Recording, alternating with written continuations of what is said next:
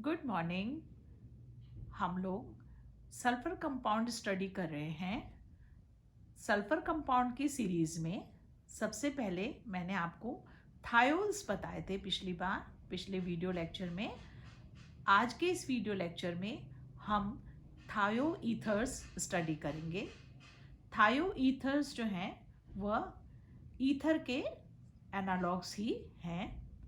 सबसे पहले हम इसका नॉमेनक्लेचर देखते हैं। फर्स्ट स्ट्रक्चर जो है उसका कॉमन नेम हो जाएगा डाई मिथाइल सल्फाइड, जबकि इसका IUPAC नेम जो होगा वो होगा मिथाइल थायो मीथेन। सेकेंड स्ट्रक्चर जो है उसका कॉमन नेम होगा डाई इथाइल सल्फाइड, जबकि इसका IUPAC नेम है इथाइल थायो ईथेन। थर्ड स्ट्रक्चर जो है उसका कॉमन नेम है मिथाइल प्रोपाइल सल्फाइड, जबकि इसका IUPAC नेम होगा 1 मिथाइल थायो प्रोपेन। फोर्थ स्ट्रक्चर देखिए, इसका कॉमन नेम जो है वो होगा मिथाइल आइसोप्रोपाइल सल्फाइड, जबकि इसका IUPAC नेम जो है वो है 2 मिथाइल थायो प्रोपेन। ईथर की तरह ही यहाँ पर IUPAC नेम करने के लिए हमने लास्ट स्ट्रक्चर में लॉन्गेस्ट चेन सेलेक्ट करी है प्रोपेन की, और उसके सेकेंड कार्बन पर जो है मिथाइल थायो सब्सटीट्यूशन जो है वो है। ठीक है, अब हम इसके मेथड ऑफ प्रिपरेशन देखते हैं। मेथड ऑफ प्रिपरेशन में हम इसको सबसे पहले पोटेशियम सल्फाइड से बनाते हैं। पोटेशियम सल्फाइड की क्रिया हम एल्किल हैलाइड से करेंगे अगर, तो हम जो है थायो ईथर सिंथेसाइज कर सकते हैं। अगर हमने हैलाइड की जगह इथाइल पोटेशियम सल्फेट भी हम ले सकते हैं इस केस में, और उसकी भी क्रिया अगर हम पोटेशियम सल्फाइड से कराएंगे तो हमें डाई इथाइल सल्फाइड जो है मिल जाएगा। नेक्स्ट मेथड देखिए, इसमें हमने ईथर से जो है थायो ईथर सिंथेसाइज किया है। बहुत ही सिंपल सा मेथड है। ईथर को हम की क्रिया हम फॉस्फोरस पेंटा सल्फाइड से कराएंगे तो हमें इजीली जो है वो डाई इथाइल सल्फाइड मिल जाएगा अगर हमने डाई इथाइल ईथर से शुरू किया है तो, और फॉस्फोरस पेंटाऑक्साइड जो है वो साथ में रिलीज हो जाएगा। नेक्स्ट मेथड देखिए, इसमें हमने सोडियम मरकप्टाइड से किया है। यहाँ ये रिएक्शन, इसकी क्रिया हमने एल्किल हैलाइड से कराई है, तो यहाँ हमने जैसे इथाइल हैलाइड से कराई है, तो ये एक सिंपल SN2 रिएक्शन का एग्जाम्पल है और हमें easily di ethyl sulphide compound या जो है थायो ईथर हमें मिल जाएगा इससे। नेक्स्ट मेथड में हम इसकी सिंथेसिस जो है थायोल से करा रहे हैं। अगर हम डायरेक्टली थायोल्स लेते हैं तो हमें एल्यूमिनिया और zinc sulphide as a catalyst लेना पड़ेगा, और 300 डिग्री सेंटीग्रेड तक हम इसे गर्म करते हैं तो हमें डाई इथाइल सल्फाइड जो है मिल जाएगा और साथ में H2S रिलीज हो जाएगी। लास्ट मेथड देखिए, एल्कीन्स पे एडिशन से भी हम जो है थायो ईथर्स को बना सकते हैं। एल्कीन्स पे एडिशन हम करेंगे थायोल का, तो थायोल के और एल्कीन के एडिशन से हम थायो ईथर्स बना सकते हैं।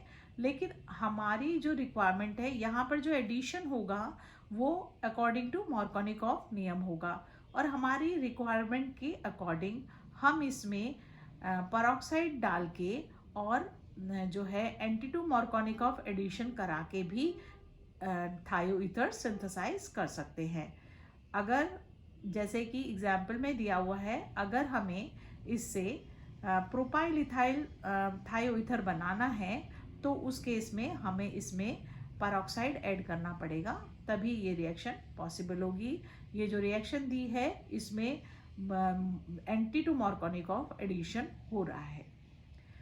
फिजिकल प्रॉपर्टीज देखते हैं अब हम इसकी। थायो ईथर्स जो हैं ये कलरलेस होते हैं यूजुअली, वॉलेटाइल लिक्विड्स हैं ये, और इनमें कुछ अनप्लेजेंट सी स्मेल होती है।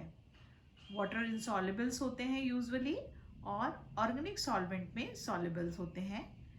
ये हमेशा ईथर की तुलना में ज़्यादा रिएक्टिव होते हैं। हम केमिकल प्रॉपर्टीज स्टडी करते हैं अब इसकी। थायो ईथर्स जो है वो बेसिक नेचर जो है शो करते हैं। एक्चुअली में जो डाई एल्काइल सल्फाइड्स हैं वो बहुत अच्छे न्यूक्लियोफाइल भी है, क्योंकि इनमें दो दो लोन पेयर प्रेजेंट हैं।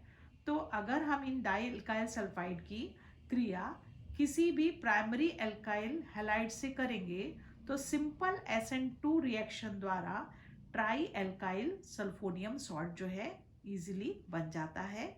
इस रिएक्शन में सल्फर ने अपना लोन पेयर जो है वो डोनेट किया है, इसलिए सल्फर पर पॉजिटिव चार्ज आ जाएगा। एल्काइल ग्रुप जो है सल्फर से जुड़ जाएगा और आयोडाइड जो है वो काउंटर आयन की तरह रहेगा। ये जो सल्फोनियम सॉल्ट बनते हैं, अगर हम इन्हें हीट करेंगे तो हीट करने पे ये वापस जो है डाइसल्फाइड में कन्वर्ट हो जाएंगे और साथ में जो है एल्काइल हैलाइड जो है साथ में बनेगा। मतलब एक तरह की ये हीट करते ही ये रिएक्शन जो है रिवर्ट जो है हो जाएगी वापस।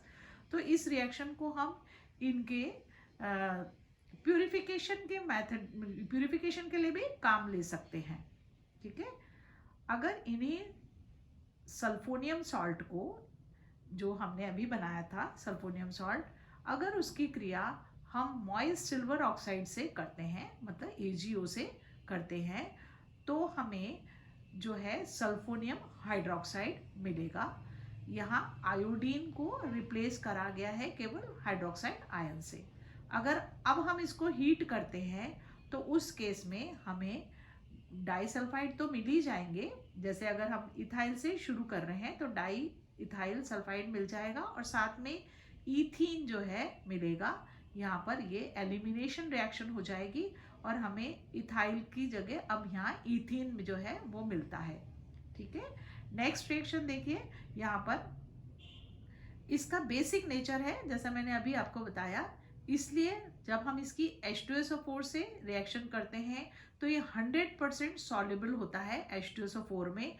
और उसका रीज़न ये है कि H2SO4 का हाइड्रोजन जो है वो सल्फर अपना लोन पेयर देकर कैप्चर कर लेता है और सल्फोनियम सॉल्ट बन जाता है।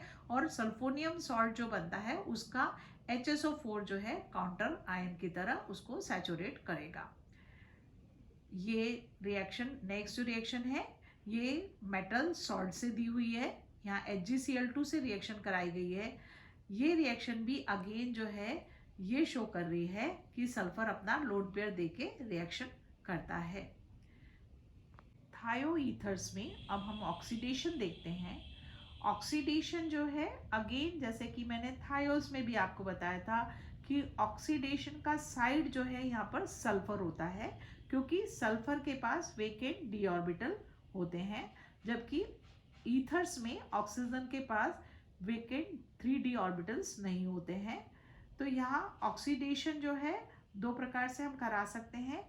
अगर माइल्ड ऑक्सीडाइजिंग एजेंट जैसे NaIO4 या H2O2 जैसे अगर हमने माइल्ड ऑक्सीडाइजिंग एजेंट लिए हैं तो रूम टेम्परेचर पे ही ये ऑक्सीडेशन हो सकता है और सल्फॉक्साइड्स बन जाएंगे। जैसे कि अगर हमने डाईइथाइल सल्फाइड से H2O2 की ऑक्सीडेशन किया है तो हमें जो है इथाइल डाईइथाइल सल्फॉक्साइड जो है वो मिलेंगे। अगर हम इसका ऑक्सीडेशन जो है स्ट्रॉन्ग ऑक्सीडाइजिंग एजेंट से कराएं, जैसे KMnO4 है या एक्सेस ऑफ H2O2 ले लें अगर, तो उस केस में यहाँ पर जो है वो हमें सल्फोन्स प्राप्त होंगे। यहाँ ऑक्सीडेशन फर्दर सल्फोन्स तक हो जाएगा। तो अगर हम डाईइथाइल सल्फाइड्स से शुरू करें और KMnO4 या एक्सेस ऑफ H2O2 से रिएक्शन कराएं या ऑक्सीडेशन कराएं तो हमें डाईइथाइल सल्फॉक्साइड जो है सल्फोन्स जो हैं वो प्रोडक्ट के रूप में मिल सकते हैं। यह एक बहुत ही इम्पॉर्टेंट जो है एक सॉल्वेंट है जो मैं आपको यहाँ बताना चाहूँगी। डाईमिथाइल सल्फॉक्साइड एक इम्पॉर्टेंट सॉल्वेंट की तरह वर्क करता है, और उसका रीज़न ये है कि ये पोलर है और एप्रोटिक है, मतलब ये पोलर सॉल्वेंट है और इस पर कोई भी हाइड्रोजन नहीं है, एक्टिव हाइड्रोजन नहीं है, इसलिए ये सॉल्वेंट की तरह यूज़ होता है, और ये पोलर और नॉन पोलर दोनों तरह के कंपाउंड्स में सॉल्वेंट की तरह हम इसे यूज़ कर सकते हैं। अगेन यहाँ ऑक्सीडेशन जो है ईथर्स में इस तरह के पॉसिबल नहीं है, क्योंकि आप जानते हैं कि ईथर में वेकेंट डी ऑर्बिटल नहीं होते हैं। इस तरह का ऑक्सीडेशन केवल थायो ईथर्स में ही पॉसिबल है, क्योंकि इस तरह से आज हमने थायो ईथर्स स्टडी करे हैं। नेक्स्ट लेक्चर में हम जो है थायो कंपाउंड्स का कोई और कंपाउंड स्टडी करेंगे। Thank you.